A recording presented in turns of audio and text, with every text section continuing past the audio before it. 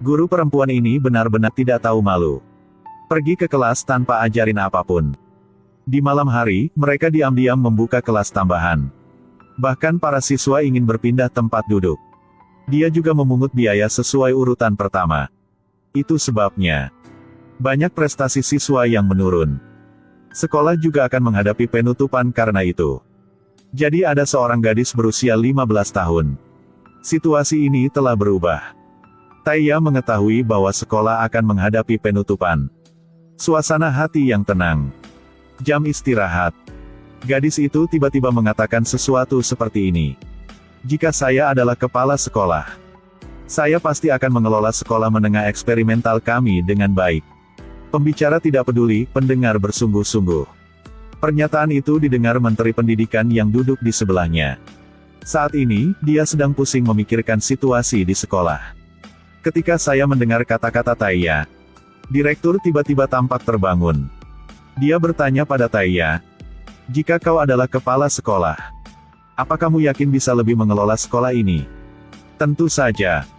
Bukankah ini hal yang sederhana?" "Oke. Kalau begitu saya akan membiarkanmu menjadi kepala sekolah. Karena sekolah ini dari tahun ke tahun, hasilnya adalah peringkat terakhir." Direktur juga enggan membuat keputusan seperti itu. Jika semester ini masih belum membaik. Kemudian kelas berikutnya. Sekolah akan dijual ke perusahaan real estate. Awalnya, ada beberapa orang di kantor direktur, yang awalnya berencana untuk memilih mereka sebagai kepala sekolah. Tapi setiap kali menelepon mereka, semua orang mencari alasan untuk berhenti. Tidak ada yang mau mengambil alih sebagai kepala sekolah ini. Untuk berpikir bahwa sekolah ini tidak ada harapan. Lebih coba sekali lagi. Biarkan Taiya menjadi kepala sekolah pengelola. Kemudian dia membawa Taiya ke kantor. Taiya sedikit gugup. Lagi pula, dia baru berusia 15 tahun. Dia khawatir bahwa dia tidak cukup mampu untuk mengurus dirinya sendiri. Direktur berkata kepada gadis itu, "Sebenarnya, menjadi kepala sekolah tidak sulit sama sekali. Hanya berdasarkan dokumen-dokumen di atas yang diturunkan. Udah oke." Dan seperti itu. Taiya di bawah nominasi sutradara. Berhasil menduduki posisi kepala sekolah. Ada juga kantor yang indah. Ada antar jemput ke dan dari tempat kerja. Taiya sangat senang duduk di dalam mobil. Setelah pulang, gadis itu membicarakan hal ini dengan orang tuanya. Pada saat yang sama, keluarkan pidato yang telah dia siapkan. Bacalah dengan sungguh-sungguh untuk orang tuanya. Dia berpikir bahwa dia akan menerima pengakuan dan dukungan dari orang tuanya. Tapi setelah orang tuanya mendengar pidato itu, cuma bilang, sedikit tidak sesuai kenyataan. Itu semua birokrasi. Ayahnya memberitahunya, jika Anda ingin menjadi kepala sekolah yang baik, maka sangat penting untuk pergi bekerja dengan jujur. Andai saja dia ingin merasakan nikmatnya menjadi seorang kepala sekolah, maka itu tidak sebagus ruang kelas. Dengarkan kata-kata ayahnya ini. Taiya baru saja bangun. Dini hari berikutnya, dia tidak lagi mengendarai mobilnya sendiri ke sekolah. Ini tentang bersepeda sendiri. Diresmikan pada hari pertama. Taiya segera membawa kursi empuk asli yang empuk. Sebagai kursi kayu, siswa masih duduk dan belajar. Dia ingin menggunakan tindakan nyata untuk mengubah status quo sekolah. Pada hari pertama bekerja, mengalami masalah yang sulit. Menteri Logistik datang untuk mendapatkan tanda tangan Taiya untuk persetujuan. Taiya langsung terkejut. Ini adalah uang untuk membeli meja dan kursi. Jumlahnya hingga 288 juta. Taiya meragukan hal ini. Jadi menteri membawanya ke gudang. Bagian dalam dipenuhi dengan meja dan kursi yang rusak. Siswa tidak memiliki rasa perlindungan publik. Jadi setiap tahun jumlah uang yang harus dikeluarkan tidak sedikit. Semua digunakan untuk membeli meja dan kursi. Pada saat ini, Taiya tiba-tiba memikirkan cara. Teman sekelas dari keluarga Xiao Chao membuat furnitur. Oleh karena itu, Taiya ingin mengundang ayah Xiao Chao untuk datang. Membantu perbaikan furnitur. Dengan begitu akan menghemat uang. Masalah meja dan kursi telah diselesaikan. Wakil kepala sekolah membawa seorang guru baru untuk dia temui. Semester baru dimulai. Setiap sekolah akan membuatkan seragam untuk siswa. Bos ingin Taiya memesan darinya. Tapi Taiya merasa tidak perlu mengganti seragam sesekali. Lagi pula, seragam itu tidak murah. Dengarkan kata-kata ini. Bos segera mengubah wajahnya. Wakil kepala sekolah di satu sisi melihat ini dan mengingatkan Taiya. Ini adalah sepupu bos. Sebagai wakil bupati. Taiya tidak mengerti apa yang dimaksud wakil kepala sekolah. Gadis itu langsung bertanya sebagai balasan. Apakah sekolah yang memesan seragam itu ada hubungannya dengan wakil bupati? Bos merasa sangat kehilangan muka. Marah langsung pergi. Setelah itu, Taiya mulai memperkuat studinya. Dan rasa perlindungan publik siswa. Setelah berpikir beberapa saat, gadis itu membuat keputusan besar. Gadis itu membawa murid-muridnya pergi ke sekolah di pegunungan untuk mengalami satu kali. Hanya dengan begitu mereka akan membuat mereka menghargai apa yang mereka miliki. Hal ini tentu sangat efektif. Ketika para siswa melihat jendela yang compang camping, dan kursi rusak, bahkan harus menggunakan batu bata sebagai kursi untuk duduk seperti ini. Mereka semua merasa malu pada gilirannya dan menundukkan kepala. Taiya berbicara dengan kepala sekolah ini untuk mencari tahu. Dia sendiri mengajar 6 kelas. Tapi 10 tahun yang lalu, dia telah mendidik begitu banyak siswa yang lulus dari Tsinghua dan Beidai. Dengarkan di sini. Taiya merasa sangat terkejut. Pada saat yang sama, dia juga curiga. Mengapa sekolah kita memiliki kondisi yang begitu baik? Performa pada hari pertama menurun. Kepala sekolah berkata kepada Taiya.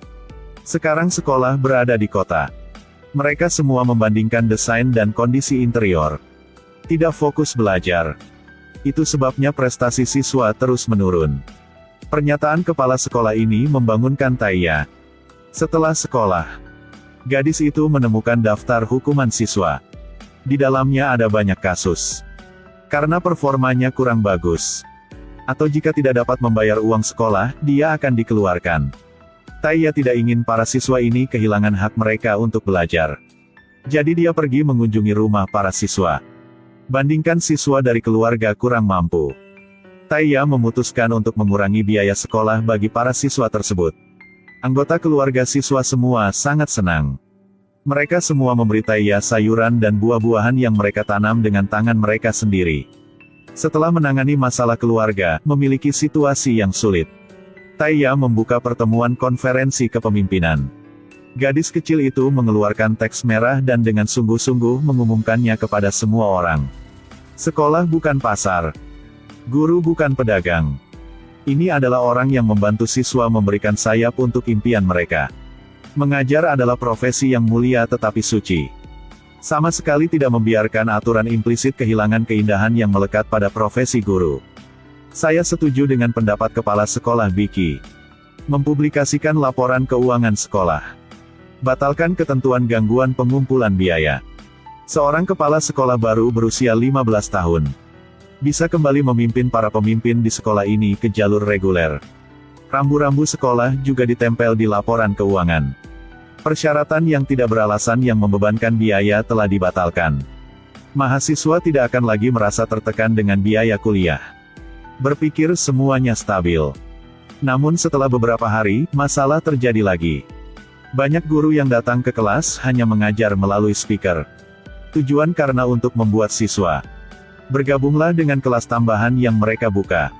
Mereka mengenakan biaya. Biaya sekolah lebih mahal dari biaya sekolah. Sebagian besar orang tua. Karena saya ingin anak saya mendapatkan hasil yang baik. Semua rela mengeluarkan uang. Taiya sadar. Ini mungkin alasan utamanya. Menyebabkan prestasi seluruh sekolah pada hari pertama menurun. Taiya segera membuka rapat untuk memanggil semua guru. Gadis kecil itu menunjukkan itu. Melarang setiap guru membuka kelas tambahan. Kelas tambahan berbayar. Jika ditemukan, segera tembak. Sama sekali tidak ada toleransi. Rapat baru saja berakhir. Asisten dengan cepat menemukan Taiya. Beritahu wakil wali kota bahwa dia ingin mengunjungi sekolahnya. Taiya tahu. Pasti karena terakhir kali dia menolak perintah dari sepupu kepala distrik. Jadi kali ini datang ingin cari masalah. Tentu saja. Begitu wakil bupati masuk ke dalam kelas, ia langsung bertanya kepada para siswa. Saya telah mendengar. Banyak siswa. Untuk kepengurusan kepala sekolah kecil yang baru ini. Ketidakpuasan. Hari ini. Ini adalah hari untuk membantu anak-anak menyuarakan ide-ide mereka agar dia berkembang. Kami sangat puas dengan manajemen Prinsipal BIF. Tidak ada masalah apa. Ya, kami sangat mencintai kepala sekolah. Mengapa menyukainya? Karena kepala sekolah BIF tidak membiarkan gurunya beri kami pekerjaan rumah juga. Itu juga tidak memaksa kita untuk menghadiri kelas lagi. Makan makanan enak tidak semahal dulu. Awalnya ingin mengekstrak sedikit kerugian dari mulut siswa. Namun jawaban para siswa mengejutkannya. Wakil Bupati pergi dengan kecewa. Lalu, sekolah di bawah kepemimpinan Tai Ya mencapai kemajuan hari pertama. Para siswa menjadi lebih rajin. Beberapa siswa bahkan mendapat juara pertama dalam kompetisi olahraga tersebut. Diterima langsung oleh tim provinsi. Para pemimpin ini melihatnya. Setelah 1 kali negosiasi, keputusan Tai Ya untuk memegang posisi kepala sekolah.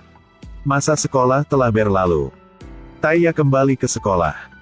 Posisi kepala sekolah diambil alih oleh wakil kepala sekolah. Mengajar siswa adalah tanggung jawab guru.